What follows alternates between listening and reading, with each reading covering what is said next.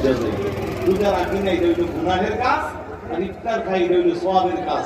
গুনাহ আর মিল্লাত সমান সমান, গুনাহ আর সোয়াব মিল্লাত সমান সমান। মাঝখান দিয়ে আমার পেটটা শান্তি। খবরদার মুসলমান, আল্লাহ তো রোজা এমন একটা ইবাদত, আল্লাহর গুণের সাথে এটা মিলেছে। আল্লাহ যখন কোনো কিছু খায় না, বান্দা নির্দিষ্ট কয়েক ঘন্টার জন্য সমস্ত খানা পিনা শাহাওয়াত সবকিছু থেকে বঞ্চিত থাকে। এই জন্য আল্লাহ কয় সৌমুলি ওয়া আনা আজজিবি, রোজা আমার জন্য, তার প্রতিদান আমি আল্লাহ নিয়েছি। আরেকটু জোরে বলুন না সুবহানাল্লাহ। আরেক হাদিসে রোজা আমার জন্য, তার পুরস্কার আমি নিজের হাতে দিই। তাহলে মুসলমান হিসেবে নামাজও পড়তে হবে, রোজাও রাখতে হবে। সামর্থ্যবান যারা আছে হজ যাকাত ঠিকভাবে আদায় করবে, হজ করবে। মা বোনদের উদ্দেশ্যে বলছে, মা বোনদেরকে পর্দা করতে বলছে। নামাজ পড়া যেমন ফরজ, রোজা রাখা যেমন ফরজ, ঠিক একইভাবে পর্দা করাও ফরজ।